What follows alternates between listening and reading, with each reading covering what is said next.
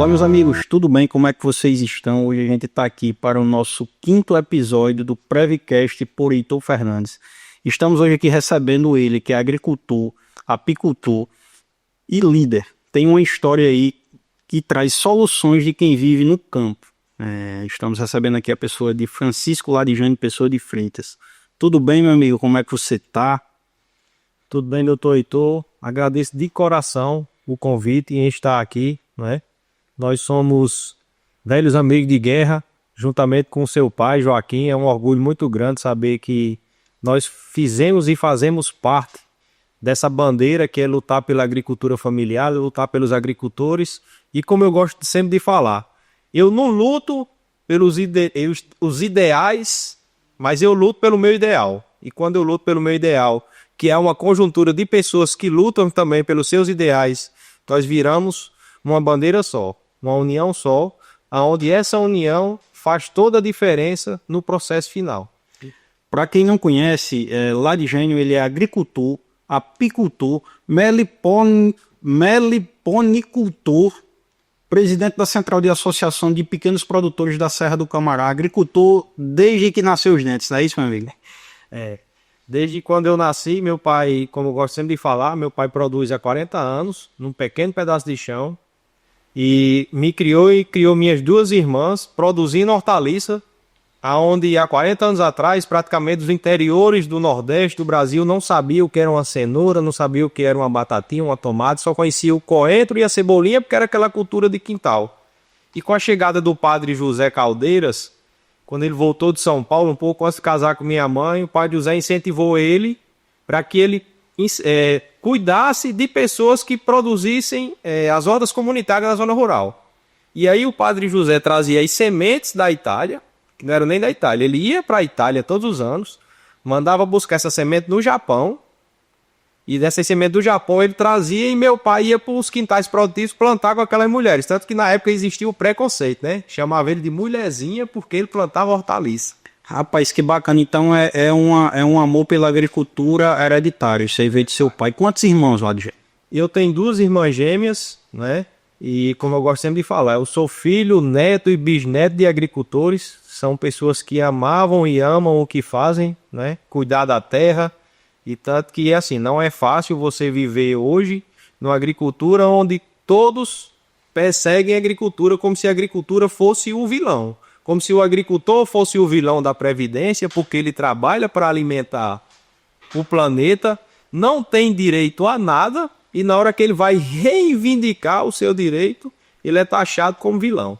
Isso é muito triste, é uma realidade muito difícil que nós vivemos no nosso país, que eu como agricultor e o senhor como defensor das leis e dos direitos, a gente tem que lutar de mão dada cada dia mais para que a gente possa fortalecer esses direitos e os deveres que os agricultores têm. Essa é uma realidade, pessoal. Na verdade é que o que o Larijane falou, a gente vê todos os dias na via judicial, a gente vê todos os dias nas filas do INSS, que são pessoas, agricultores, sejam mais idosos, mais novos, sendo tratados como de fato fraudadores, como criminosos, como pessoas que não merecem o acalento dos direitos sociais, sejam eles no INSS, na assistência social, ou até nas próprias secretarias de agricultura ou órgãos governamentais. E eu achei muito bacana a sua fala, Larijane, porque foi todo um processo, né, que veio lá do seu pai, de trazer uma nova cultura, de abrir a mente do agricultor, de trazer ali para os seus pares um conhecimento, uma novidade que ao tempo trouxe melhorias nas vidas das pessoas. Eu vejo que hoje você é presidente da Central de Associações. E eu acredito que essa ideia também de liderar, de trazer às pessoas informações, orientações aí desse mundo rural, também veio dessa essência de seu pai. Isso. Eu nasci dentro do associativismo, né?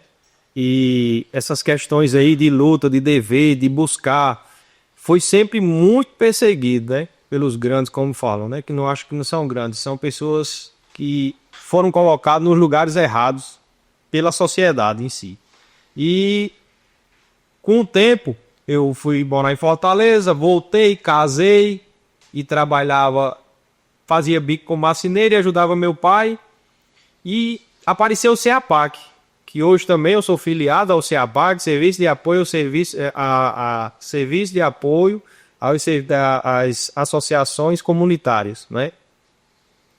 Serviço de Apoio aos Projetos Comunitários. E do CEAPAC nós criamos o Fórum das Associações.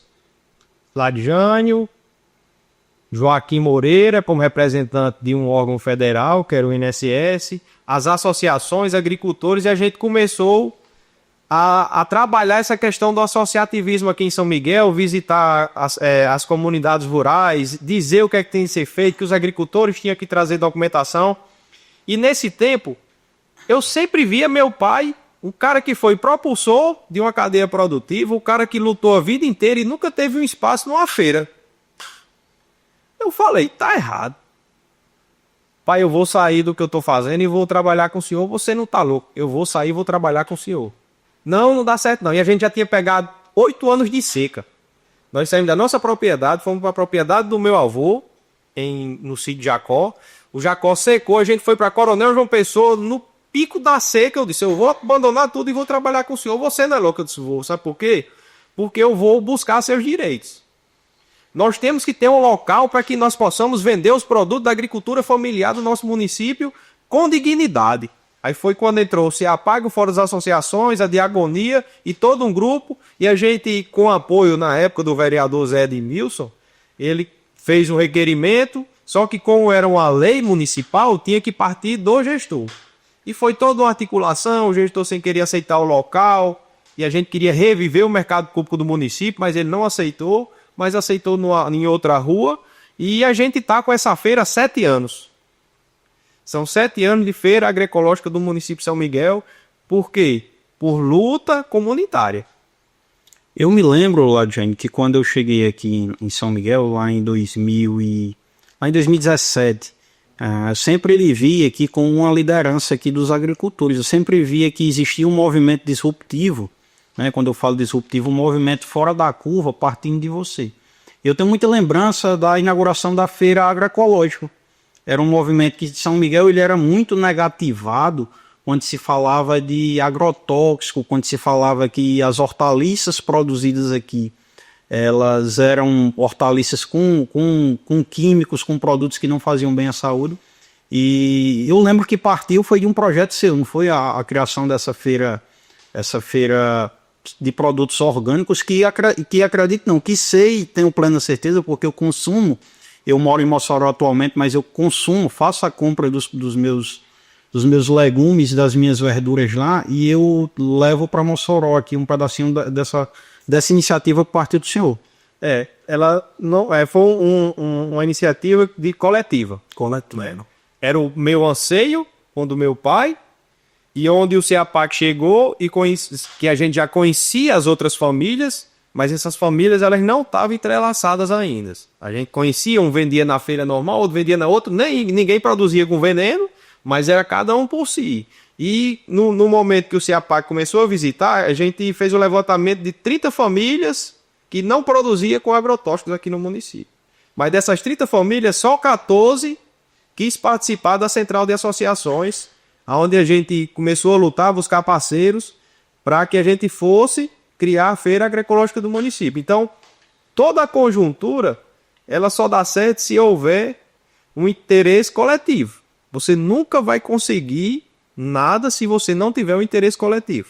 Se as pessoas não tiverem de mão dadas, para que a gente possa atingir aquele êxito ali, E aí parte o princípio da criação das associações, que nada mais é do que movimentos que agregam ali agricultores, indivíduos da mesma classe que têm as mesmas necessidades e os mesmos anseios a lutar por direitos para a melhoria daquela atividade, para a melhoria daquele meio, para a melhoria daquele povo.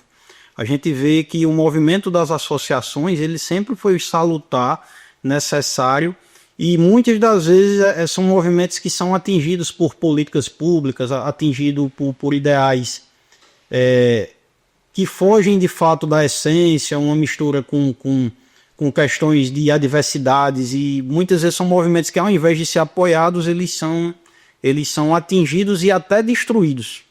Porque assim, uma associação ela tem mais poder do que um legislador do que um gestor, né? As pessoas, os políticos, elas criaram receio das associações, porque não é Ladijânio que está lutando por direito. São inúmeros CPFs que estão lutando por um ideal. Então, quando inúmeros CPF começam a lutar por um ideal, começa a pisar no calo de um político eleito pelo povo, que é para defender o povo, ela começa a se tornar um inimigo do político. E o político vai por trás e pega aquela pessoa lá da sua comunidade, que é seu aliado, e começa a trabalhar por trás, minando o poder das associações. Nós, aqui como, então, falar agora um pouco até como secretário, algumas associações ainda que estavam vivas, quando eu estive como secretário ainda, alguns anseios delas a gente conseguiu resolver. Uma foi o da Cachoeirinha, que era um sonho de um calçamento que tinha por trás da casa do saudoso Raimundo Fernandes, que há mais de 30 anos aquela comunidade pedia esse calçamento. A gente foi para a reunião, foi eu, seu pai, a vereadora Ticiane, o vereador Zé Edmilson, e mais Bonfim, representante do conselho, e a gente chegou com essa pauta e o prefeito executou o serviço. No sítio Pau Branco de Baixo, era o anseio da comunidade, tem 2 associações no Pau Branco de Baixo e não tinha uma pavimentação na comunidade.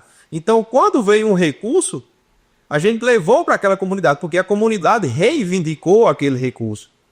E entre outras coisas, só que o que é que acontece? É como eu falo, dificilmente você encontra um político aberto para receber os anseios de uma comunidade inteira.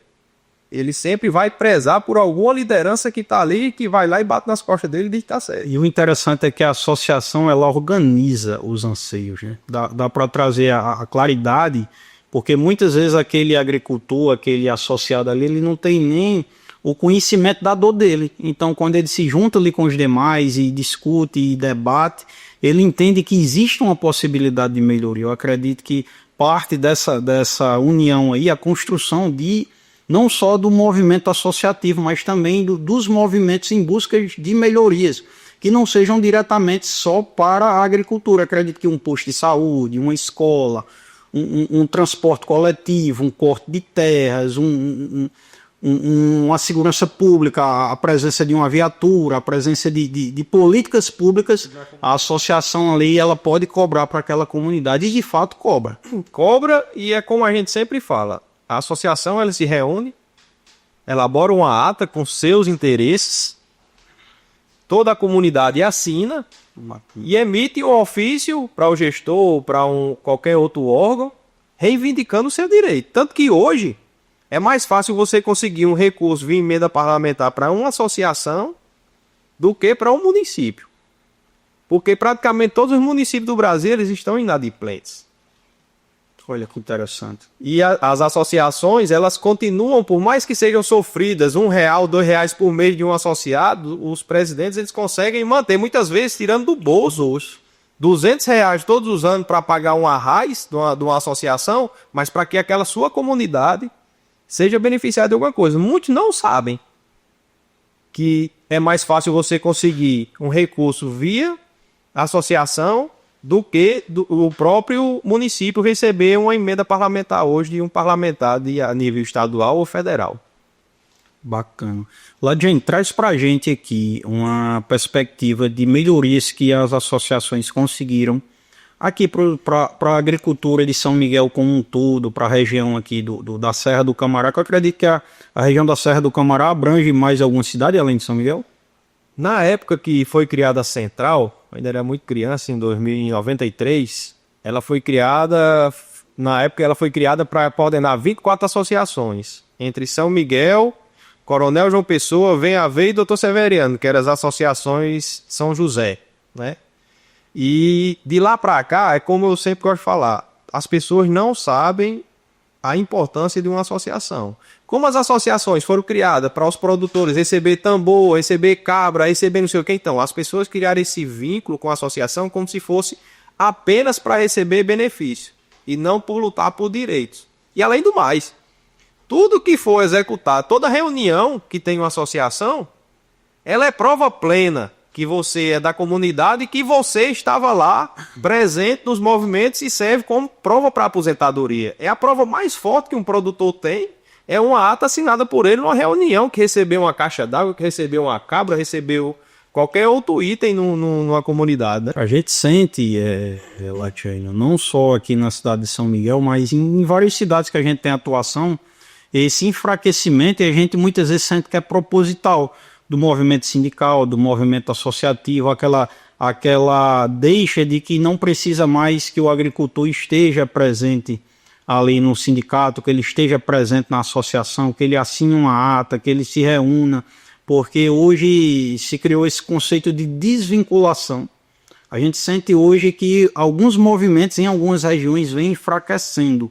Você tem esse sentimento também aqui em São Miguel, que os agricultores vêm se evadindo aos poucos do movimento associativo, ou o nível de consciência que ele vem a... Aqui ainda há um movimento ainda vivo ainda. consistente. Mas tem muitos problemas por conta da politicagem.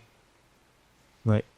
A politicagem ela é viva dentro de instituições sindicais, associações. As pessoas não sabem separar o ente público do ente privado. Né? Por mais que seja coletivo, mas é privado. A associação ela é privada. E o ente público, a política pública ou partidária. Então, misturou muito essa questão política dentro dos sindicatos e associações no nosso município. Então, ficou muito difícil de você trabalhar. Como secretário, eu consegui reintroduzir inúmeros sócios para o sindicato. Graças ao programa que a gente instalou na secretaria, que eu acredito que seja a obrigatoriedade de todos os municípios do Brasil instalar um sistema, por mais que seja pago, mas você não está pagando, quem está pagando é o agricultor, é o contribuinte, é quem vive da agricultura, que é o PRONAP, Programa Nacional de Agricultura e Pesca, onde a gente conseguiu, acho que no seu escritório deve ter chegado muita gente com essas documentações. Sim, com certeza. Que a gente conseguiu um índice de 95% de aprovação de aposentadoria graças a essas fichas emitidas pela secretaria. Vai fazer um corte de terra.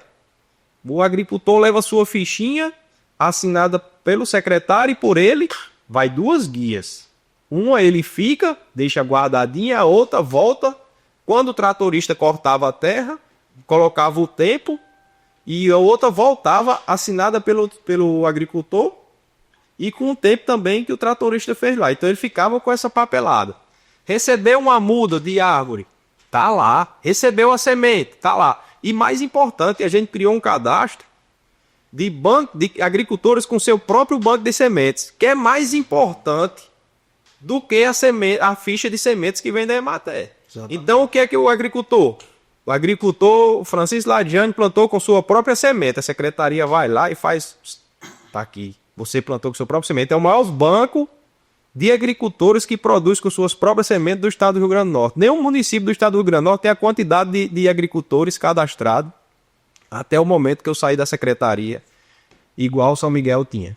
Olha que bacana. De fato, o que você vem conduzindo quanto informações, é uma realidade que a gente, quanto escritório de advocacia que trabalha diariamente com agricultores, que tem pessoas que vêm aqui, houve uma melhora significativa na qualidade de provas. E eu ainda elenco mais a produção do DAP, né, o tempo DAP, hoje CAF, né, mas a emissão da DAP na Secretaria de Agricultura, que também foi um movimento bem disruptivo, porque é um documento que tem também um grande poder probatório.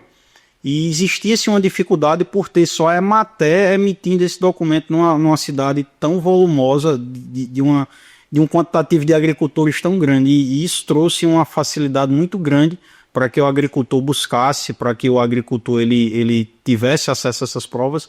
E eu, salvo engano, mas eu quero que você confirme para a gente, Ladiane, ao tempo do teu mandato como secretário de Agricultura, a secretaria também dava um suporte técnico junto a pedidos ao INSS.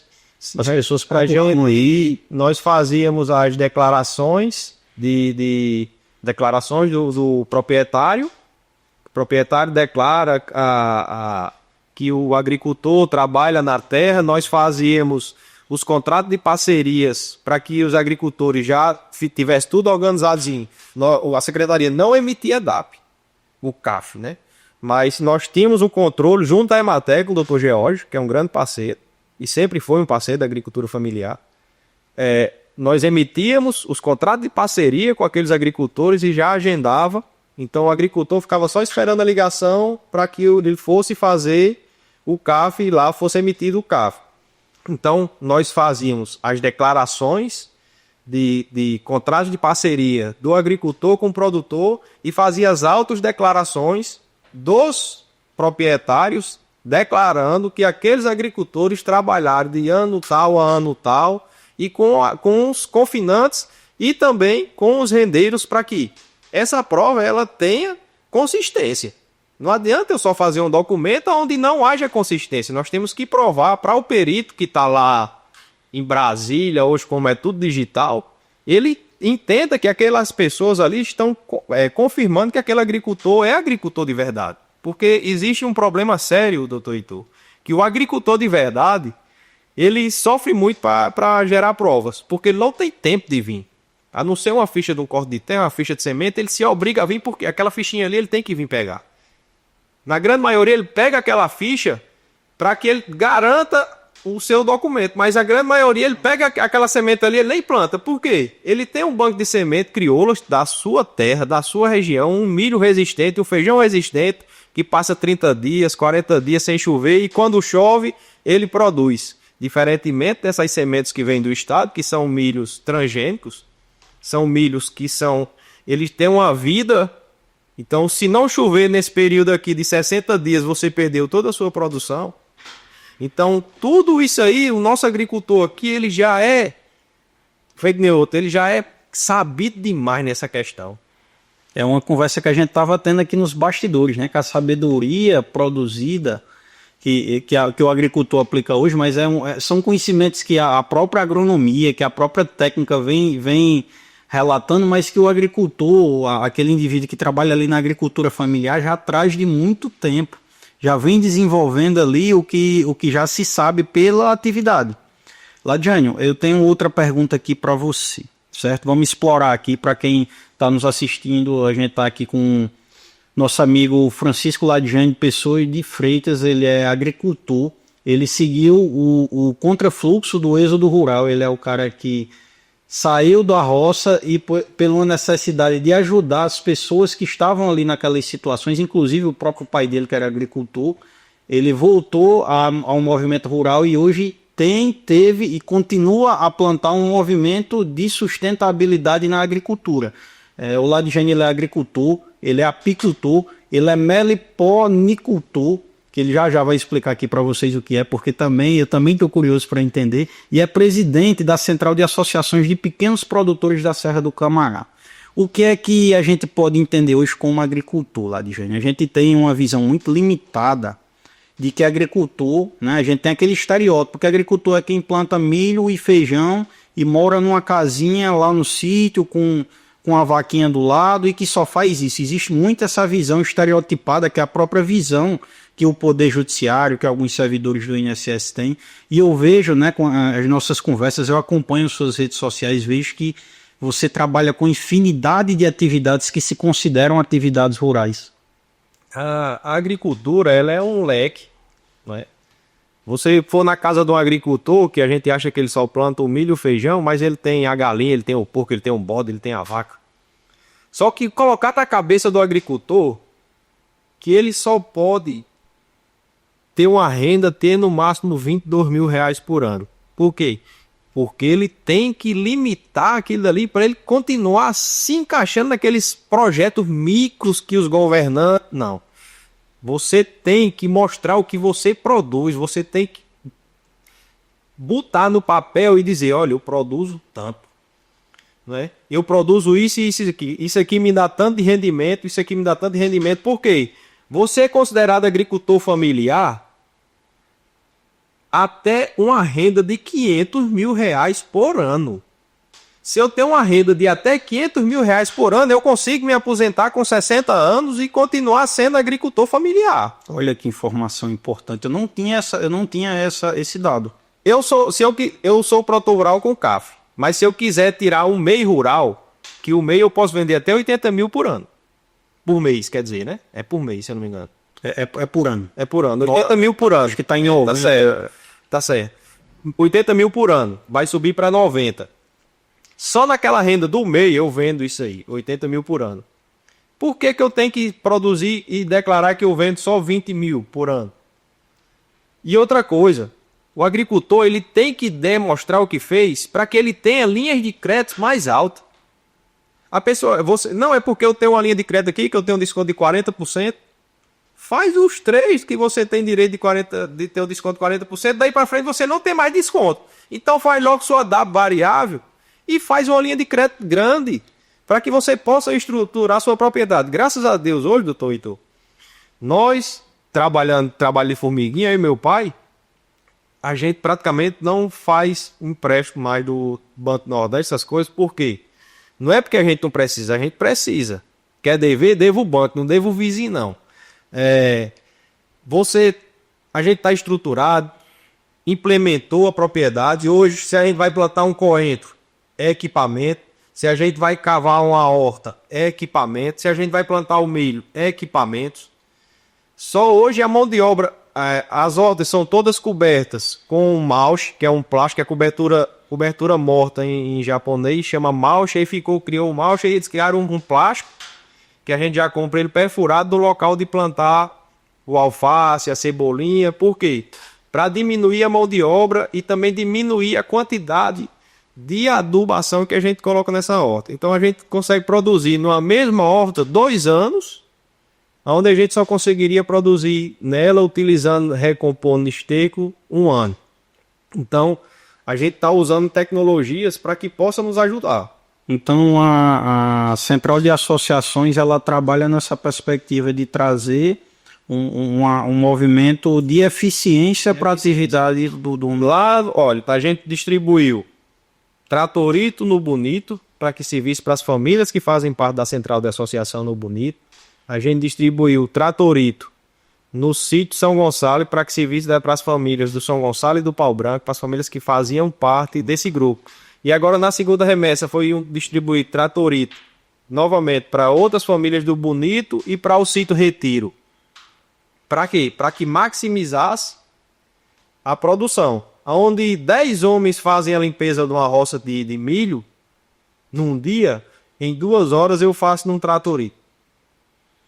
Então aí já traz aí um custo hora muito menor aí e consequentemente ele vai conseguir aumentar a produção. Aumentar a produção, vai incorporar a matéria orgânica no solo mais uma vez. Então ele vai revirar, aqui está embaixo, vem para cima, e aqui está em cima verde, aqui vai virar matéria orgânica, se decompor novamente, e tudo é um processo de simbiose, né? Olha que bacana. Então é muito bom, Adjan, entender que existe de fato esse suporte, né? Que é um suporte que ele não vem diretamente só das secretarias de agricultura. A CEAPAC que você comentou, ele é uma instituição que ele parte de que ele parte de alguma autarquia ou é não governamental? O CEAPAC, mais uma vez, o Serviço de Apoio aos Projetos Comunitários, ela é da Igreja Católica. É um órgão ligado da Igreja Católica, da Diocese de Natal, e também hoje em Mossoró, que atende, de Santa Luzia, que atende nossa região aqui. CEAPAC veio junto aos fóruns das associações, e com o tempo a gente foi lutando, e hoje o município de São Miguel, sem falar na região, o município de São Miguel hoje tem 32 famílias com reaproveitamentos de águas cinzas nas suas propriedades. Então, desse reaproveitamento de águas cinzas, ele ou serve para irrigação de frutíferas, ou serve para irrigação de palmais e bancos de proteína para o rebanho animal. Então, uma água que era desperdiçada, ela está sendo reaproveitada. Riquíssimo. Riquíssimo. E reaproveitada nas propriedades. Famílias que achavam que não tinha água, hoje tem áreas com mais de 100 pés de acerola, tem áreas com mais de 800 metros quadrados de palma, e famílias pequenas na zona rural. Por quê? Por mais que uma família economize água, ela gasta no mínimo 400 litros de água por dia. Desses 400 litros de água por dia dá para reaproveitar 70%. Então, a cada 2 dias, um tanque daquele tem 1.000 litros. A cada 2, 3 dias, você tem 1.000 litros de água reaproveitado para que seja irrigado as plantas. E o mais inovador agora foi os biodigestores. Temos essa tecnologia aqui. Dentro aqui foram implantados 25 biodigestores entre São Miguel, Coronel e Venha Ver, via CEAPAC. E Hoje são do biodigestor, o que é que ele faz para a gente entender? é produção de gás de cozinha. Gás botano. Proveniente ali do De esterpos bovinos, suínos e de galinhas, né? Caprinos também, só que o caprino ele é muito fraco em nitrogênio e em amônia, né? Mas hoje, aí eu gosto de dizer que nossa propriedade é uma propriedade autossustentável. A gente cria galinha, que a gente aproveita as sobras das folhas das hortaliças todos os dias. Aquela galinha produz o esterco, onde a gente coloca no biodigestor e que ele produz o gás para a família, que não falta gás. Um balde de esterco. A cada 2 dias você tem gás sobrando na propriedade e ainda mais tem o biofertilizante, que é um composto que sobra o líquido do biodigestor que você vai adubar suas hortas totalmente de graça. Que se você for comprar 1 litro de biofertilizante hoje no mercado aí, no mínimo está R$18. Você colocando 12 litros de esterco, todo dia você tem 12 litros de biofertilizante, todo dia, depois de estar completo. Rapaz, eu fico impressionado. E tem pessoas que não conhecem, Ladiano, essa perspectiva rural, que existe de fato uma sustentabilidade, que existe uma produção.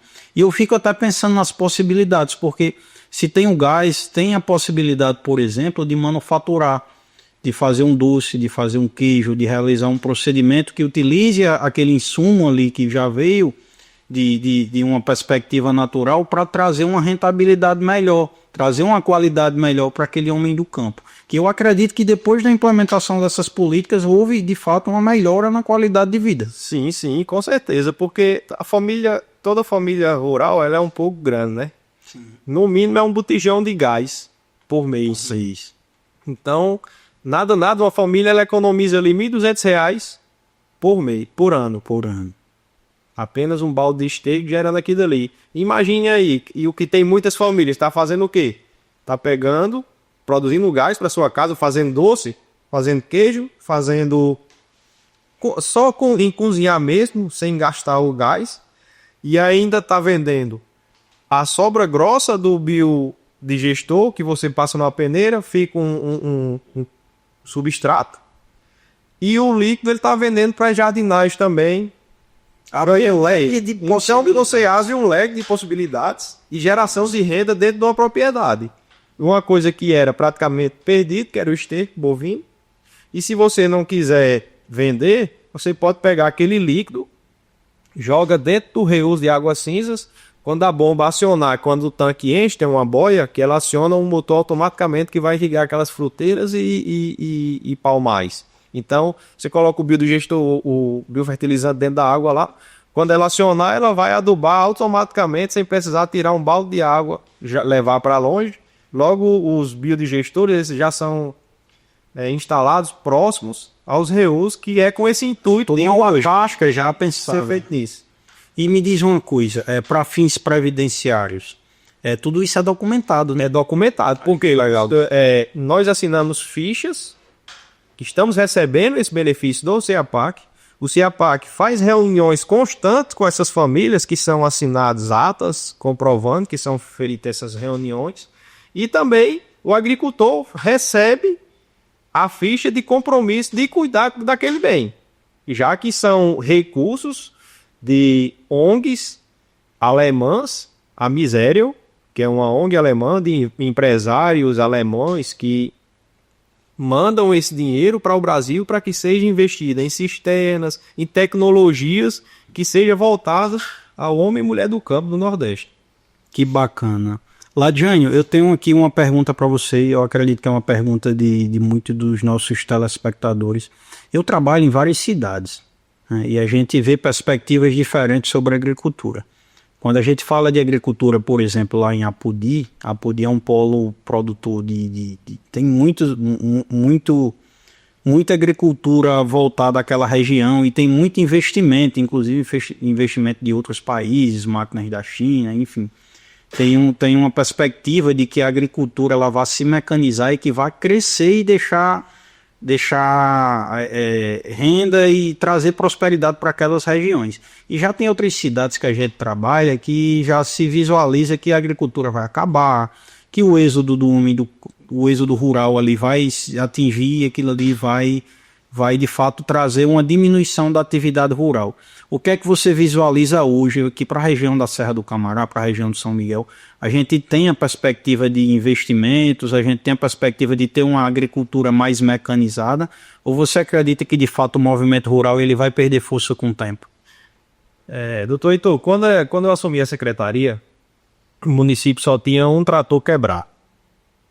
O gestor na época era o prefeito Célio, agricultor, e acreditou no meu taco. Então ele me pediu para que eu começasse a bolar projetos para a gente buscar algumas coisas. E eu sentei junto com o doutor Adalberto Carvalho, que foi secretário de Estado e um grande parceiro, e a gente começou a montar projetos e fazer articulações políticas, né? E nesse movimento, durante os 4 anos, a gente conseguiu trazer 2 tratores novos para o município. Refizemos o trator velho que tinha, deixamos ele novo, pintamos, refizemos ele todo. Conseguimos 2 tratores novos. Conseguimos encilhadeiras para que os agricultores façam sua silagem na sua propriedade. Um triturador de galho que era para aproveitar a polda da cidade para ser feito composto, para que voltasse para as praças do município e também para o produtor, né? Um viveiro para a produção de mudas para o nosso município, para 21 mil mudas ano, né? E um abatedor, porque o nosso município é um município que mais abate animal do Oeste Potiguar. O município de São Miguel, por mais que seja pequeno, ele mata mais boi por mês do que o próprio Mossoró. Pra você ter uma ideia. Nós matamos em torno de 30 animais por dia aqui no município de São Miguel. Então, um abatedouro com mais de 40 anos, a gente foi à luta e conseguiu recurso para a construção de um abatedouro, junto ao prefeito, e inúmeras coisas pequenas que a gente pode... Pequenas, se a gente for computar na ponta do lápis, fica meio longo a nossa conversa. Aqui a gente vai ter que passar 4 horas aqui falando sem parar de movimentos. Mas eu quero lembrar mais um. Eu me recordo, eu estava caminhando pela lagoa e eu lembro que teve um projeto da Secretaria de Agricultura que você estava à frente, a respeito exatamente de plantação de mudas. Eu lembro até que teve uma atriz aí da Globo que teve aqui na cidade, ela teve lá plantando uma muda. E crianças, eu caminhava, quando eu morava aqui em São Miguel, eu caminhava todos os dias ali na lagoa, tinha o maior prazer. E tenho ainda, né? Inclusive amanhã de manhã estarei por lá. Mas... teve um projeto, não teve? Chamava Plante uma árvore e finque suas sementes dos filhos ausentes, né? As pessoas do nosso município que moram fora, quando vinham visitar o município, aí plantava uma árvore, né? Lá no Parque da Lagoa ou em qualquer outro lugar que ela achasse que era de interesse, né? Eu quero uma plantar ali, né?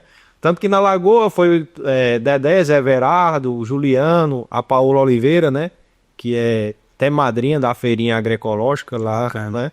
Ela plantou a sua árvore, tanto que o irmão dela pergunta direto, como é que tá a nossa árvore aí? Tá crescendo, até que tá crescendo mesmo. Então, as pessoas vinham e plantavam. Tanto que um pai de um amigo nosso, pai de Renato, o Sebrae, Sim. O sonho dele era que um grande agrônomo, um homem que defendeu a agricultura, lutava, só que quando ele morresse, ele queria ser sepultado em 2 municípios diferentes. O município da esposa dele na Paraíba e em São Miguel. Como é que sepulta? Então, ele pediu para ser cremado. Uma parte das cinzas vir para São Miguel e outra parte ir lá para a cidade, lá na Paraíba, que não veio o nome aqui na mente. E a gente plantou um ipê, fez o plantio do ipê junto às cinzas dele.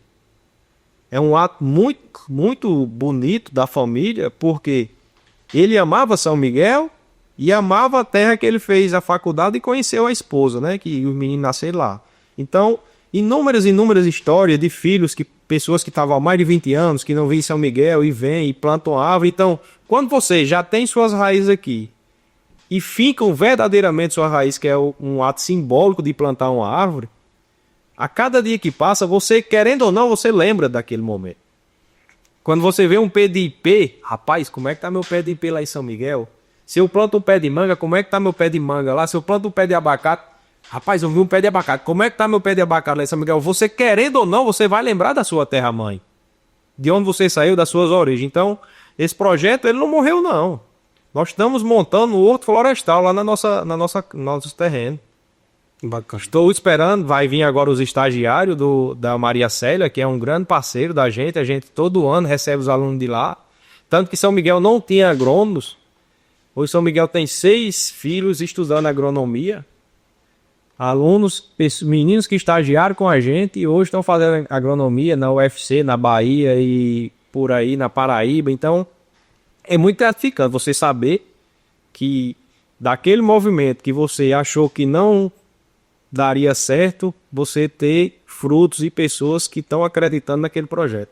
Bacana, e tudo isso vem de uma história, né? Vem lá do seu pai, do seu avô, de todo esse movimento de agricultura. Uma das coisas que mais me impressionou quando eu vim morar aqui em São Miguel foi justamente essa questão rural, porque aqui o pessoal planta no muro de casa, planta, se a calçada, pessoal, aqui em São Miguel, não se a calçada da casa, se a frente da casa não for calçada, o pessoal planta milho e feijão aqui. Eu acho incrível, todos os lugares o pessoal tem de fato uma cultura agrícola, tem de fato uma realidade rural aqui na cidade de São Miguel.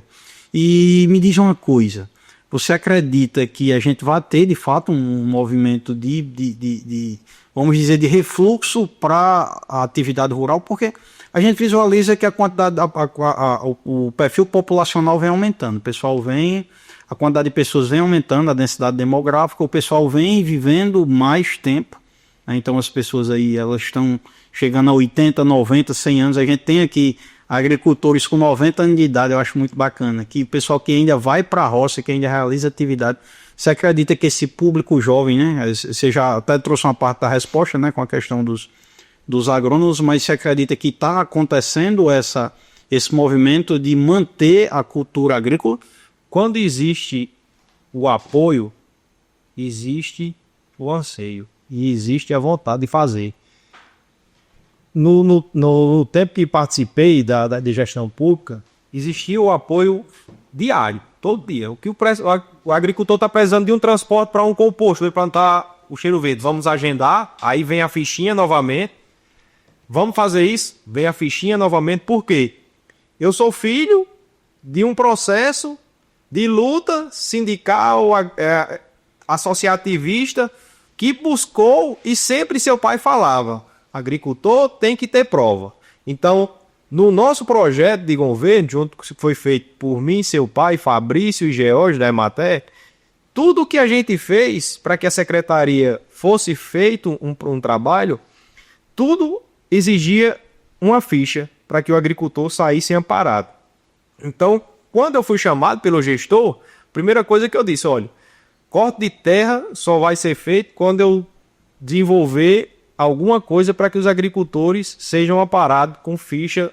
Então a gente bolou uma ficha, que essa ficha era de 2 vias, não era o programa ainda, durante 2 anos eu trabalhei com a ficha. Agricultor tal, ia lá, baixava, fazia o nome dele, fazia a fichinha e vamos lá. Depois do segundo ano e meio foi que a gente conseguiu contratar esse sistema que conseguia melhorar junto ao Zeagro, né, com toda a equipe de desenvolvimento, porque eles sabem da teoria lá. Eles montaram um sistema para agricultura, mas na prática sabem nós aqui na ponta. Então foi feito todo um monte de adequação no sistema e hoje ele é um sistema muito completo. Está em inúmeras secretarias do Estado do Rio Grande do Norte e no Brasil, no Sul, até no Rio de Janeiro já tem secretarias, porque além do sistema rural, a gente desenvolveu um link que foi o urbano. Mas qual é a minha preocupação com o urbano? Muito agricultor planta na propriedade Ladiane, mas Ladiane não dá o INCRA para ele. Isso é uma realidade. Aí o que é que acontecia? A ficha tô cortando a terra do doutor Heitor, o urbano eu conseguia fazer só com o CPF. Eu não precisava de CAD, de INCRA, de toda a documentação da propriedade. O cadastro de corte de terra do urbano eu conseguia fazer só com o CPF do produtor rural. É exatamente o que eu ia comentar. Uma das perspectivas que trouxe uma melhora significativa quando a gente fala de benefícios previdenciários foi justamente essa integração.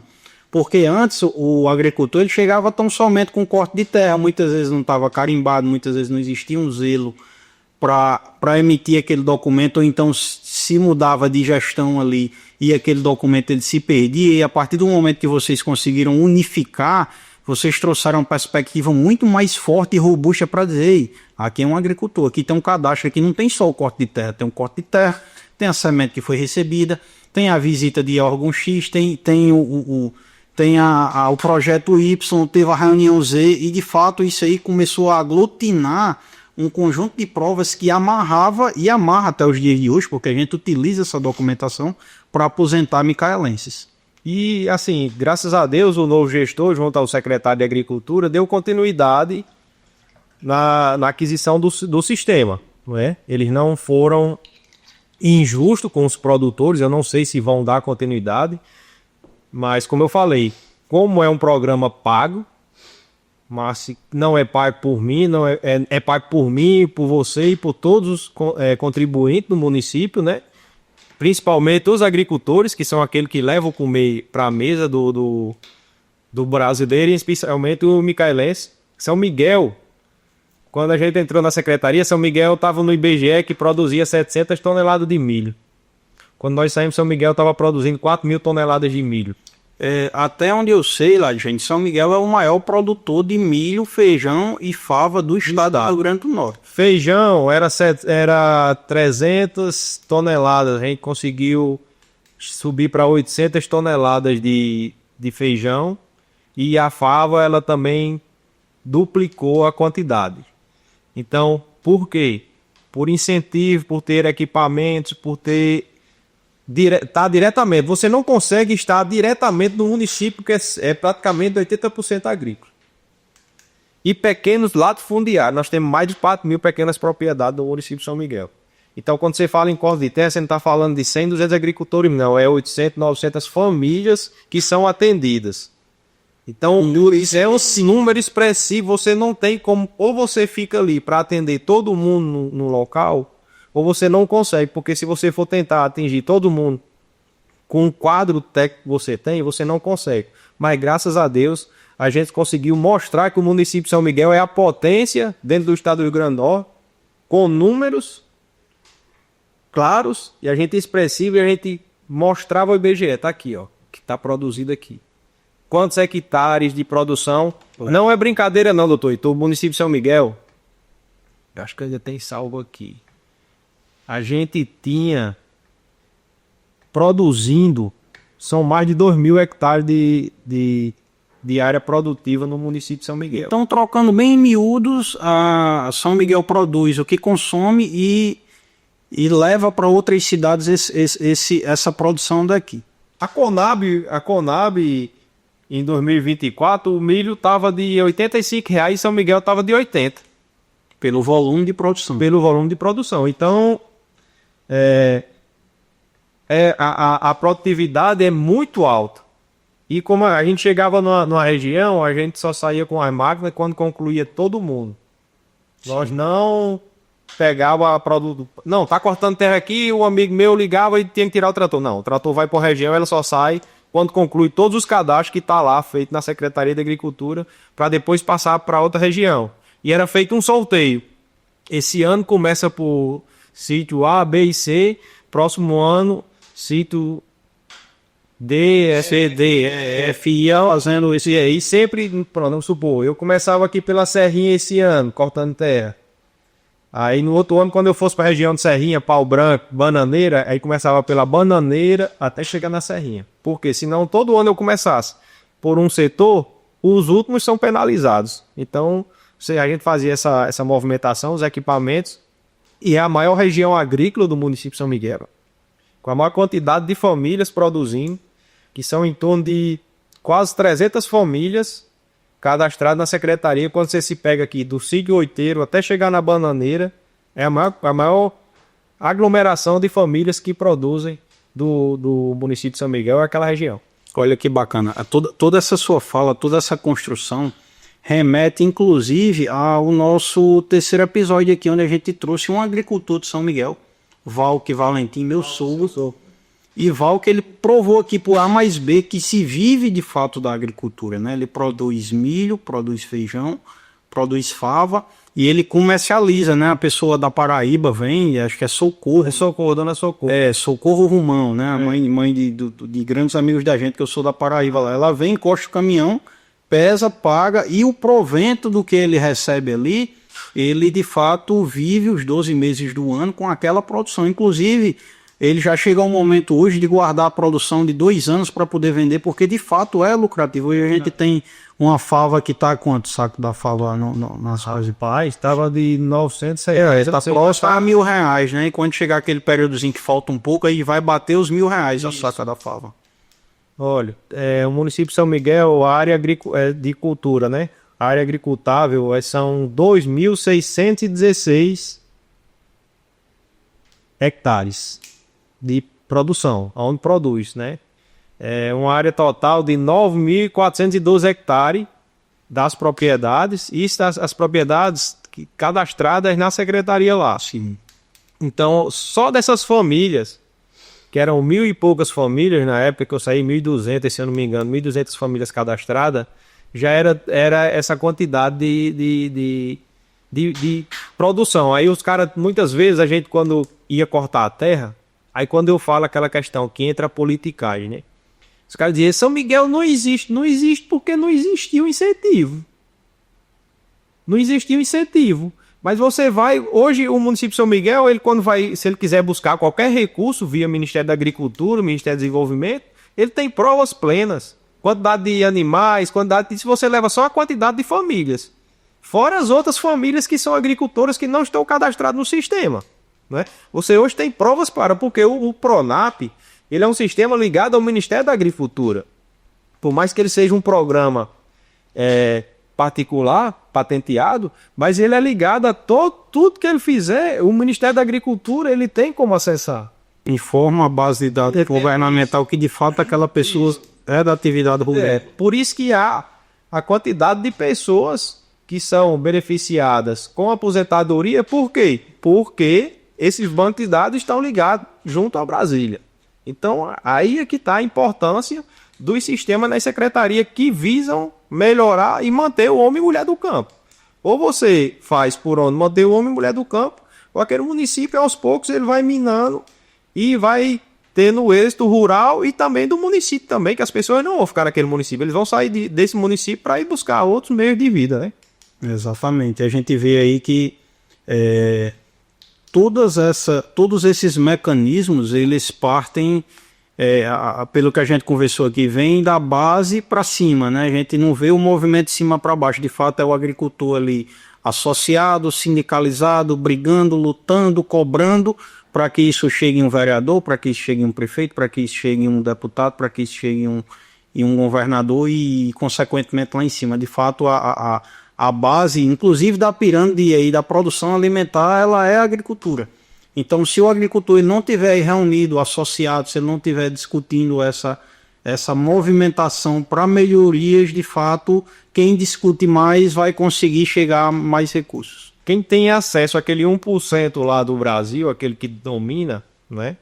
Ele tem mais acesso aos políticos do que quem está embaixo na base. Graças a Deus eu consegui construir um leque de amizades que a gente consegue debater e buscar interesses para a população do nosso município, mas muitos municípios não têm. Em primeiro lugar, os secretariados são colocados por amizade, não é por qualidade. Então, como é que você dá o rendimento que as pessoas da cadeia produtiva precisam? Seja ele da educação, da saúde ou da agricultura. Então você tem que colocar pessoas que conheçam a área, que são da área, que busquem por aquilo ali. Outro problema sério.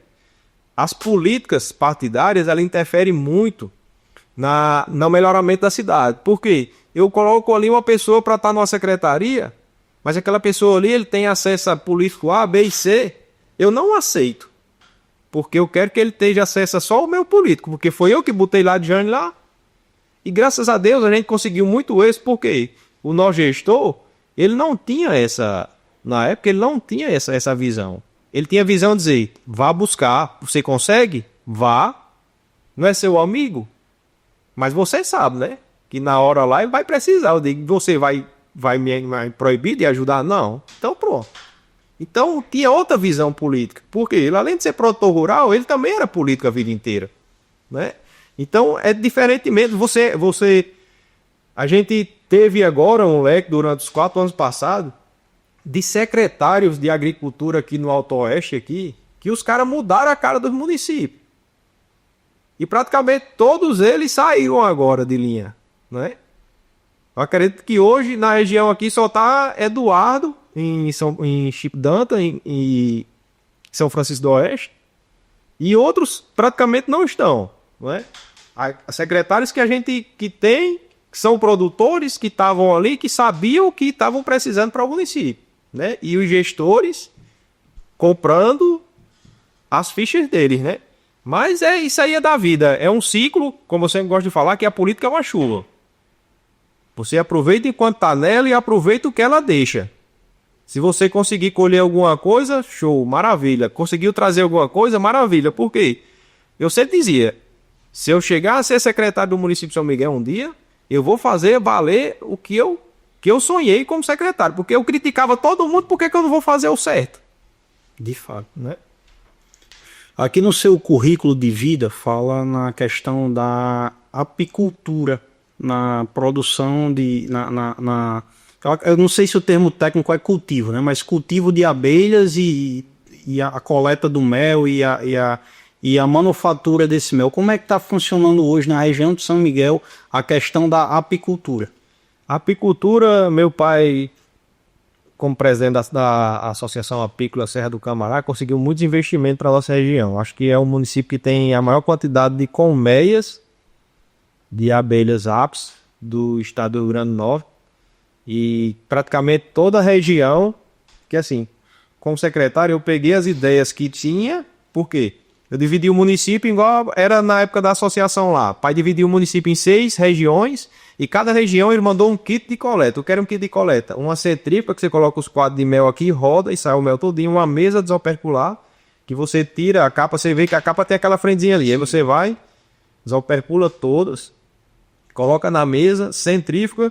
Aí depois vem outro processo que é a decantação. Você coloca num tambor de inox e toda aquela impureza que fica no mel, uma perna de uma abelha, uma asa, a própria cera, ela sobe. Quando você vai tirando o mel, ela vai ficando na parede do decantador. Então, eu dividi o município em 6 regiões e cada região tem um kit desse. Aí os associados pegam lá, hoje é meu dia e daqui a 3 dias é você, daqui a 3 dias são outras pessoas, para que haja o ciclo completo. Então existe essa realidade da produção de mel aqui na cidade de São Miguel. Sim, sim. E o nosso mel, a grande maioria do nosso mel é vendido para uma empresa de São Paulo, né? Tem uma equipe que vem todos os anos visitar os apiários, né? Visitar onde é feita a colheita do mel e a gente vende a granel. Colheu, a empresa vem um funcionário, pesa o mel, a empresa não tem atravessador. A empresa paga diretamente na conta do apicultor. Isso aí gera uma prova rural, Lade? Sim, porque eu vendo com nota fiscal, ele me encaminha a nota fiscal no meu nome.